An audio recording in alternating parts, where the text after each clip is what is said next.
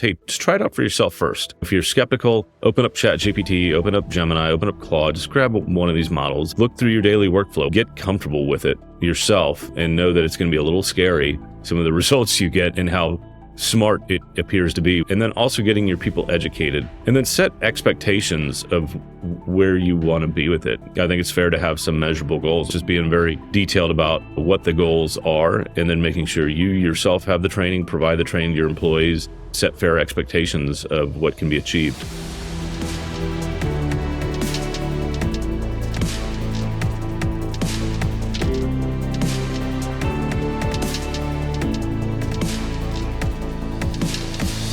What would you do if AI suddenly disrupted your entire industry? Would you panic, or would you see it as an opportunity for growth? Welcome to the Care to Lead podcast. I'm your host, Cynthia Corsetti. Today, we have a truly insightful guest, Matt Rosen, the founder and CEO of Allata, with over 25 years of experience in building high-performance teams and consulting organizations. Matt has navigated the complex world of technology and business transformation. From his early days in e-commerce and consulting to leading Allata, Matt has been at the forefront of innovation and change. He's also the co-founder of the DFW IT Roundtable and a board member of GameSafe, a software platform dedicated to protecting children online. We are so excited to have you here to share your insights and navigate change through a rapidly evolving leadership landscape. So thank you for joining us. Thank you for having me on the show, Cynthia. It's great to talk with you today. So before we get started, did I get anything wrong in that introduction? No, that was all great. The only thing I might add is I'm a founding member of YPO Lone Star Gold and a member of YPO Lone Star. We could throw that in or not throw that in. That may or may not matter to listeners, but many of the listeners might be YPO members themselves. So that's an organization I spend a lot of time being very involved in from a leadership, networking, and growth perspective. Okay, great. Thank you for sharing that. So I'd like to start by diving deeper into your journey. You began your career in biomedical science and quickly pivoted into technology and consulting. Can you share what drove this shift? Yeah, it turns out none of the med schools in Texas wanted me. So I went to Texas A&M. I took the MCAT. I did well in school. And when I went and interviewed at a couple of different medical schools, and they asked me why I wanted to be a doctor, I don't think I was very convincing. And I think that was the right decision for them and for me. So I moved to Dallas, went into sales in the printing industry, realized that all print was going digital. People were putting in ERP systems like JD Edwards and Oracle. And I had to very quickly make the leap into technology. I hadn't really been that focused on it, focusing on the life sciences, not realizing this huge revolution that was happening with the dawn of the internet. I mean, I had a computer. I've always known how to program and work with computers, but it just wasn't the focus for my college education. So I would spend a year in printing. I spent a year in video conferencing, which was amazing because these video conferences we all take for granted and light up as Zoom or Teams used to cost hundreds of thousands of dollars with very expensive equipment. So it's amazing how far the technology's come, since I did that back in the late 90s. And then I had the opportunity to start at an e-commerce and infrastructure consulting firm in the early 2000s. And from there, it's been, a fast and furious ride that's brought me to where I am today. Well, it sounds like an interesting journey. And not to belabor a point, but honestly, the medical schools are so strange. I have a stepson in residency right now, and I'm married to a physician. And I just watched that process. It's like they make it really challenging to get really good people into medical school. It's really tough. My wife's actually an OB-GYN. She's been very supportive of my entrepreneurship process. We wouldn't have been able to take the risk to launch Allata without her by my side. She even helped me come up with the name, which was cool, and has been like a rock as we've kind of gone through this journey. But I mean, it literally jumped from an e-commerce consulting firm to CRM consulting firm. Then I took a leadership position in a very quick growing firm here called Pariveda. I helped grow them from 10 to about 100 million in revenue. And then, I spent 2 years at a real estate software company where I worked for a CEO who was super challenging, but I learned a lot working there about starting a company. And that gave me the confidence I really needed to do this on my own, which is what I did in, August of 2016. But thank goodness no medical school let me in. Being married to a doctor, it's a challenging field. God bless everybody who chooses that path. They're amazing. They work really hard. They really don't get paid what they deserve for as hard as they work.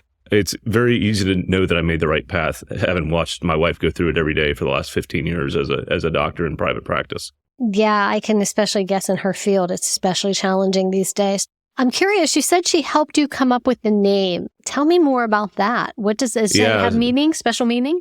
Yeah, the name does. There's a lot of meaning tied to it. So Allata is actually named after the crookstem bamboo, which is also known as the Allata. That's Alata. That domain was taken. And as we were sitting in our backyard drinking wine one night, there was a big wall of bamboo in the backyard. And, I'd worked for 3 different consulting firms that had animal mascots, none of which ended particularly well. And so I was like, I'm going to do something plant-based. And she's like, you should name it after bamboo. And obviously all the bamboo and everything names were taken. And so I started researching bamboo, and bamboo is good luck in many cultures around the world. It's renewable, sustainable. It actually grows faster than anything else on the planet. And it's stronger than steel, but structurally flexible. If you look at like skyscrapers in a lot of Asian cities, it's actually bamboo scaffolding. And so it just had a lot of cool meaning to it. And so we went and researched domains and picked the name, and then everything's got kind of a growth mindset around it. And so we started with one set of branding, then went to another. We had to be careful. We thought about doing an all green logo and a green website, but I was worried people might think it was a lawn care service. So they need to make sure they knew it was a consulting firm, but that's where the name comes from. Is we have an Allata growth framework. So we review all of our employees twice a year and give them opportunities to grow and learn within the firm. And so, the whole plant and renewable, sustainable is really a big part of Allata and how we think about things. I actually love that. Tell me more about your employees. How many employees do you have? And tell me more about your growth strategies for them and learning. Yeah, no, I'll start with kind of how it started. When we began the firm, it was just myself and one Apple developer, and it's grown over 8 years to over 350 employees across 4 different continents. And so we started with Dallas and Boise. We have a really key client in the Freeman companies. They're a fantastic family, fantastic business. We developed a lot of their custom software that they use to produce shows, big trade shows. And so with them, we were able to grow up to about 50 people between Dallas and Boise, Idaho, where they'd bought a company. We opportunistically went into Phoenix with a key client relationship there. And since then have added offices in both Houston and Atlanta, where we have, nexuses of key people. Then in May of 2023, we actually purchased a Argentinian development company that had been working for a good friend of mine's firm for a number of years. That brought us about 90 people between Buenos Aires and Cordoba, wonderful folks there. And then since 2020, we've been partnered with a firm out of India. They're leaders in the UK. And so they're in the cities of Pune and Vadodara. And, what's really interesting is both those centers have actually been around longer than Allata's been in business. And so they shared a lot of our values, a lot of our culture. And it was very easy to integrate them because we shared so much in common. And then we introduced our growth framework to those offices. And, it's a multidimensional framework that helps people grow on a path where we look for people that are really great problem solvers. They generally have a set of, technical skills around design or data or designing software. But we look for them to be problem solvers. We look to them to be advisors to our clients. We expect them to be coachable and coach others and also advocate for our services. And so we measured folks, we want them to be broad in their ability to problem solve, have soft skills, have listening and empathy for our clients, but then also be able to get hands on keyboard and get things done. Okay, I love that. One of the things we are as an executive leadership coach, right? We work with organizations all over the world. And we always say that leadership begins within the individual. It starts personally, understanding your own core values and being confident that the core values you hold as an individual align with the core values of an organization. Because if they don't align, you can't be showing up as the highest version of yourself. So with that being said, I'm curious, what are the core values of your organization and how do you make sure that your team members are all aligned with those values? Yeah, so I'll start with our mantra. And our mantra is family first, clients are king. We take great care of our people. And every time I say that, I joke, and that sounds like motherhood and apple pie. But I have consulted with literally thousands of organizations and been a part of 8 different consulting firms before starting my own, that when the going gets tough, they don't live by their values. I'd say 90% of them will do what the easy decision is versus doing the hard thing that is supporting their values. And so 2 other core values of ours are integrity and transparency. We do what we say we're going to do no matter how difficult. We don't have hidden agendas. We don't allow there to be unsaid truths. If one of our team is not delivering or one of a client's team not delivering, we have a tough conversation about it. These technology projects that we engage on, they're challenging. Things go wrong. And it's rarely the technology. It's oftentimes people and process issues. But we have the courage to have the tough conversations with our clients And it builds really lifelong relationships because most organizations don't have the courage to have the tough conversations and fear that they'll lose a relationship and lose the business. When I find it's the exact opposite. When you're open and transparent with those you're trying to deliver hard things for, it usually makes the relationship that much stronger. And so when I think about, leadership from setting an example, we decided to be an AI first company. And so the first step I took was I called my good friend Jeff Crilly and I said, get me as many AI interviews as possible. And I'm going to talk on AI at a number of different subjects. And I've been able to get myself up to speed. I play with the technology every day. I've taken a number of courses on it. And, we expected everyone else in the organization to get up to speed, take the courses, create some projects. And I've done the same that they have and have tried to set the tone by really being out there as a spokesperson for what we're doing with AI as an organization. So that makes me curious about one other thing. One of the things that I've noticed in coaching CEOs across the globe with this whole transition of AI, and you're in an AI company, so it's forefront obviously for you. But what I'm noticing is that there's an entirely new set of leadership skills that's required in this new environment, because in the past, leaders have always had to be able to lead teams through rapid change. We can all agree on that. And yet AI is changing so fast and so constantly changing that leaders need to be able to pivot, keep people on board, keep them growing, keeping doing all of that. And it's almost as though it's needing more and more robust leadership skills. Do you agree? I would. You have to be super agile. You got to be willing to fail fast. What we're advising companies across the country that are clients, actually all over the globe, on how to start to adopt AI. And it's amazing how many are in kind of this fog, if you will. We call it like a fog of war, where there's like so much change and things happening so fast, and the technology literally is at like warp speed right now. Mm-hmm. And it does remind me of the early days in the internet where people are like, oh, this is going to be great. It's going to transform everything, but we're not sure how yet. Now, the difference with AI is the delivery mechanism for access to AI is there with the internet and with smartphones. Everyone in the world literally has it at their fingertips. And then you have these huge AI vendors that are, just in a race for capabilities and building these foundations. And so as leaders, it's this evolution and always learning. I mean, I literally read the Rundown AI and some other articles every morning just to see what's changed. And you almost have to not be afraid to put your foot in the water. It's like, just jump in. Know you're just going to be messy. Know there's going to be mistakes. But those that figure it out first are the organizations that are going to be really successful in the future, because this technology is here to stay. I think it's going to take a good 5 to 10 years for it really to fully get embraced, because it's way more complex than I think most humans and organizations can grasp and put into play very quickly. But, what we see it's great at is automating a lot of basic tasks, creating insights out of vast amounts of data, creating starting points for things, whether it be an email, a PowerPoint deck, a video. It's amazing. And the capabilities are getting better daily. And so what we tell our clients is, hey, have a strategy of how you're going to implement it, but then start trying it out. Like, just train people up, test it out, be willing to make mistakes. Don't invest huge amounts, but invest some to prove it out. And then once you know what's going to be valuable and what's not, then move forward and try some more, because the technology is going to continue to evolve as we continue to deploy. And I think people are like, oh, we're just going to wait until we're really ready or our data's ready. And it's like, you're never going to be ready. And it's going to keep moving so fast. You just have to jump in. Mm-hmm. What I tell my clients too is, you can think about how can I use AI right now to streamline processes and systems and procedures. And the other thing that you should be doing if you are leading an organization right now is saying, how is AI going to truly transform this entire industry? And how can I be on the forefront of that instead of riding the wave behind it? Because I think too often executives right now today are saying, yeah, I see there's a lot going to happen with AI, and I think we can implement it here with emails. I think we can implement it here with our data and data mining. I think there's a lot we can do, but I don't think they're taking that next step and say, what can I think of first that's going to totally use this to transform how we do business? And I think that is the real game changer for leaders today. Yeah, I totally agree with you. And knowing where it's going to ultimately impact, I think the jury's still out. We don't yet know what industries are going to be the most successful with it or how much it's going to change things. We can predict some things. Obviously you've got the life sciences and drug trials and research. I mean, they've been having some amazing breakthroughs, really cool to see how fast they're creating new drugs and getting things through trials.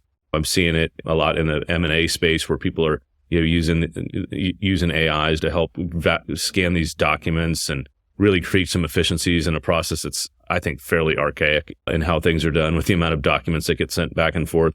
So, it remains to be seen which industries are going to embrace and change the most. And I think, right now you've got the visionaries and some early movers out there. I think right now we're in this, if you ever look at, I think it's Jeffrey Moore's hype cycle, we're in that trough of despair right now where people are like, oh, this isn't giving us the great promise we thought. Or if we're not in the trough of despair, we'll be there soon. But soon we'll start to see some real value being created.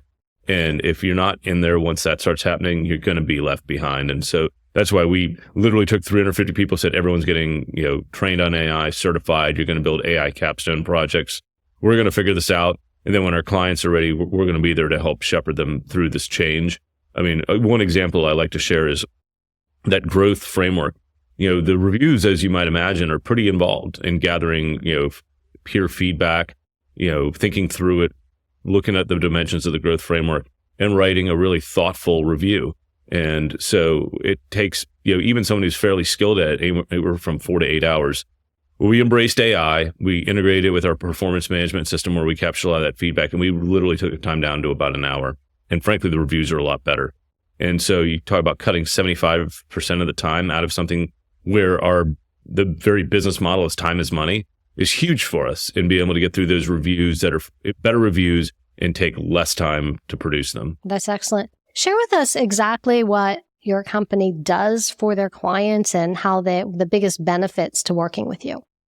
Yeah. So thanks for asking that. So Allata is, at the end of the day, a technology consulting firm. So our mission is to inspire our clients to achieve their most strategic goals. And so usually those goals align in one of three categories. They're either trying to get closer to their customers, they're trying to create a new revenue channel, or they're trying to operationalize something that makes them excellent. And sometimes those three can be melded into one. And so it typically starts with a roadmap and a strategy, which is usually delivered in the form of a PowerPoint deck. Then it's creating a vision for what they're trying to do. So mapping out what they want their customers' journeys to be or their internal employees' journey to be interacting with whatever solution they're creating. And so that's usually a set of visual wireframes or a prototype. And then we put a core part of our business is putting hands to keyboard and coding custom software. Most of it today is cloud-based. Microsoft and Amazon are the two major partners we work with.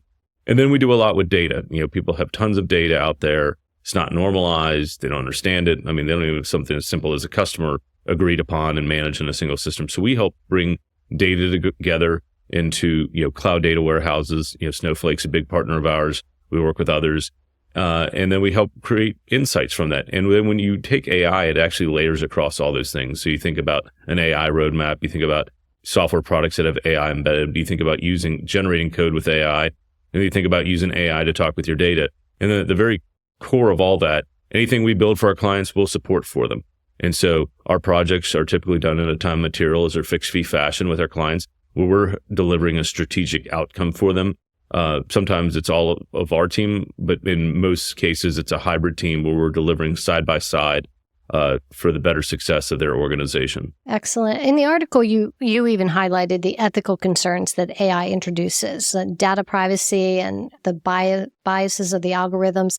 So how do you ensure that Allata's AI solutions are built on really ethical foundations?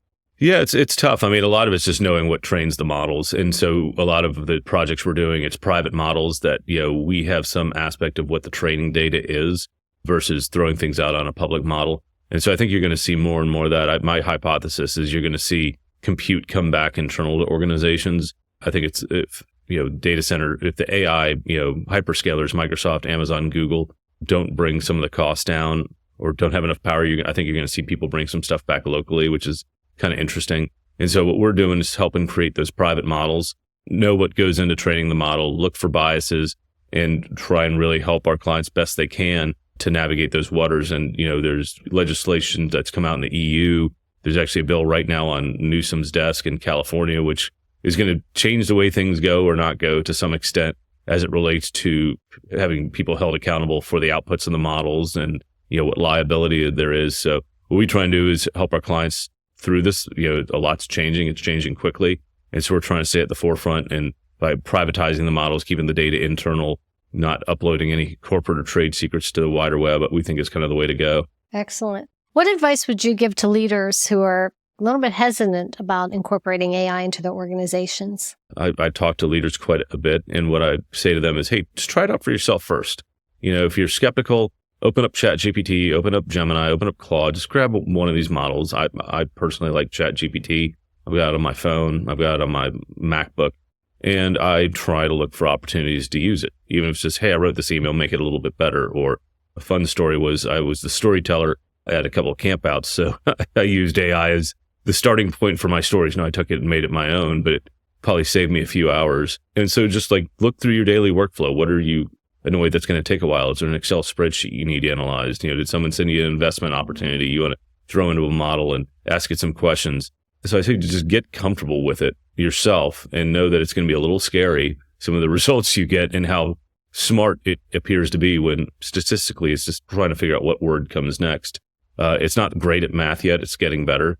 But if you're a CEO or leader, you're generally having to write a lot of emails, to talk in a lot of settings, have detailed conversations with clients. I literally was going to meet with someone and I asked AI, I was like, hey, just tell me a little bit about this company, how big they are, and just some questions I should probably ask. And within seconds, it returned a nice starting point for me. So I think it's getting comfortable with it first, and then also getting your people educated, and then set expectations of where you want to be with it. I think it's fair to have some measurable goals. Like for us, it was having everyone train and having created so many capstone projects and used it for so many internal company initiatives. So I think it's just being very detailed about what the goals are, and then making sure you yourself have the training, provide the training to your employees, and set fair expectations of what can be achieved. Yeah, it's funny how as much as we think we're decent writers, and you throw in an email into AI, it's like, gosh, why didn't I think to say it that way? I did that I have a book that came out a few months ago, and I did that whole thing, like each chapter of the book, I'd put it through and I go, yeah, that's exactly what I meant to say. It was just so much better. It makes you, and I'm glad that it's not good at math because it makes me feel a little more, not alone. So I would like to shift this over to a lightning round. Well, first I want to ask you just a couple of personal questions about leadership. Then I'm going to flip into a lightning round to ask you some real quick ones, if that's okay. No, that sounds good. So first of all, what has been your proudest achievement outside of your core business? Proudest moment outside of my core business. My two daughters. We have two daughters, Taylor and Peyton, 13 and 10. They're pretty awesome kids. So watching them grow as young ladies has been really cool. Okay, Matt, you build a high-performance team at Allata. What do you look for when hiring leaders? And what advice do you have for aspiring leaders who want to be a part of an organization like yours? I look for people that are intelligent and have some level of aggressiveness in achieving, their goals. I can't teach either one of those things. I can probably coach the rest. And I look for those that are empathetic, listeners that really try and get themselves in other people's shoes. Because at the end of the day, we're really helping people solve problems. So to truly understand, and get in their heads, they've got to be empathetic and good listeners. And then I try and hire people that are way smarter than me. I set goals and I get the hell out of their way. Mm-hmm. I'm there to help them when they need assistance. And I'm not a micromanager. I'm not even really a macro manager. I just set the goals and give them my expectations. And if they're not meeting them, I'm very clear about that. But I try and be as supportive as I can and really hire, like I said, intelligent, aggressive people that if given the goal, they'll go take the hill and then just ask me for maybe help or some direction along the way. So that brings me to ask you about the quote that you brought up, the universe keeps score. So tell me a little bit more about that. Yeah, so I think that quote came from a book. I think the guy's name was Peter Cass, Make Your Own Luck. And so, what I took away from that book is by doing things for other people, making introductions, I can think of anything from I helped a client get a bank loan. They didn't have a relationship with a banker that was willing to do business with them. So I made some introductions into my network. To a client of ours, lost their job and is looking for something new. It could be something as simple as reviewing their resume or introducing them to a recruiter. Or in many cases, we have helped people find opportunities. We have a part of our management team meeting we jokingly call Friends Seeking Friends. And that's where we have any opportunities within our network, and we try and place people that might be looking or unhappy into those places. And I'd say since that started, we probably placed 75 people, if I had to guess, everything from chief information officers to COOs to staff level developers and QA folks. And so we're always trying to keep an eye out for opportunities, for friends in need. And, we just hope that they'll pay it back when there's an opportunity for what Allata does. And so I do this across all aspects of my life, personal and professional. I probably make more introductions in a day than I do really anything else. And, in most cases, I don't expect the people that I made that introduction for to maybe do anything for me. What my hope is that I put enough out there in the universe, and others I'm not expecting do something for me that maybe I've never done anything for. Mm-hmm. Karma might be another way to look at or describe kind of how I think about it, but I just call it the universe keeps score. I like that. I'm actually a big believer in that as well. Your company operates, as you said, under the mantra, family first and clients are king. Do you want to dive into that a little bit more before we jump into the lightning round? Yeah, let's do that. Yeah, so right before I started Allata, I was at a startup software company, and, I spent a lot of time away from home, and my kids were at young ages. My wife was super busy at work. She was taking call like 7 nights a month. And it took a real toll on the family for about 20 months. And so when I decided to start Allata, she's like, hey, that's great, but you need to set some boundaries. You can't be on the road every week. And I wasn't. I built a company and a company culture where people can be there for their families, where they're not expected to travel extensively, where we support them when tough things happen in their lives and their families' lives. And I tell everyone in the organization, like, if you don't see us living it every day, call me on it. You have free access to my cell phone. Hit me up on Teams, although I don't pay attention to Teams as much as I should. Like, if you don't see the leaders of this company living up to that mantra, call us on it. You might not always like the decisions we make.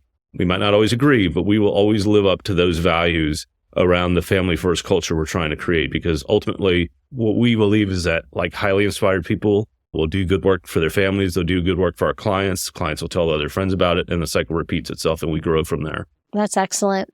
So let's jump into the lightning round so people can get to know a little bit more about Matt. All right, ready? What's your favorite productivity tool that you can't live without? Lately, it's ChatGPT, but it's definitely my iPhone. What book are you currently reading? I'm reading like 10.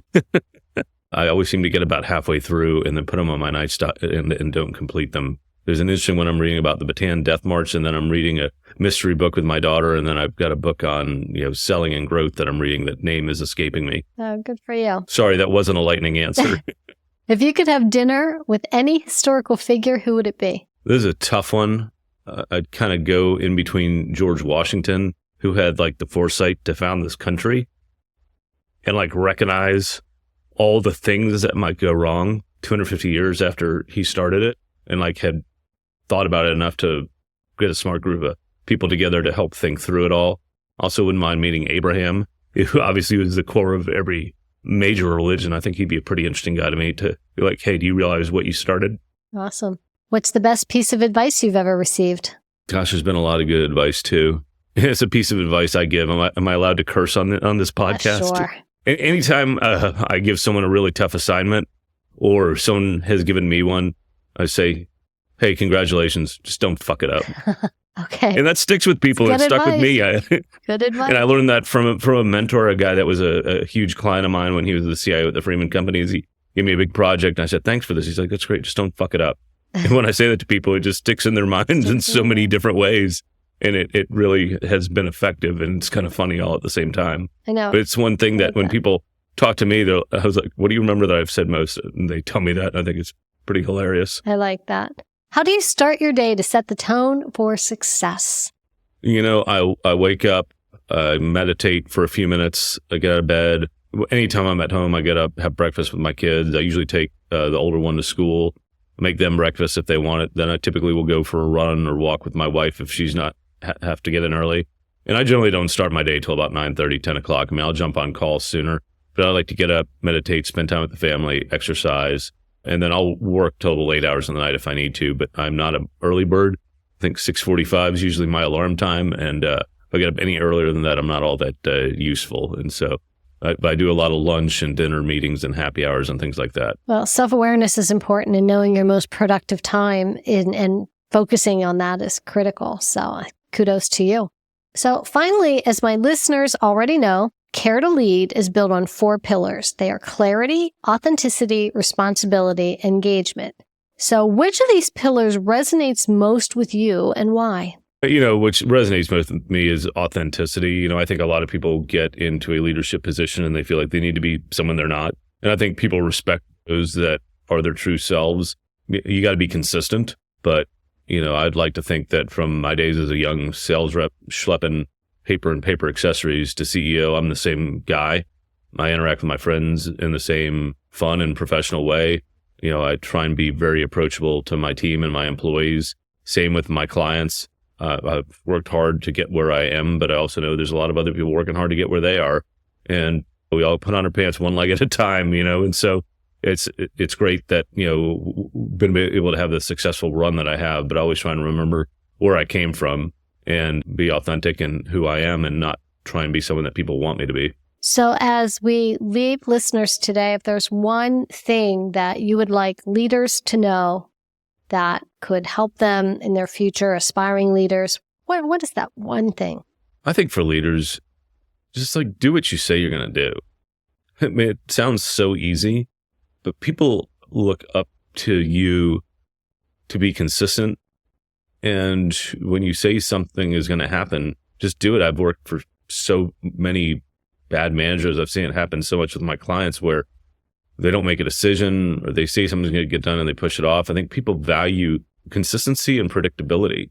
And I think if you say you're going to do something, if you say you're going to make a decision, do it and then communicate it. I think it's all about, communicating, being predictable, being approachable.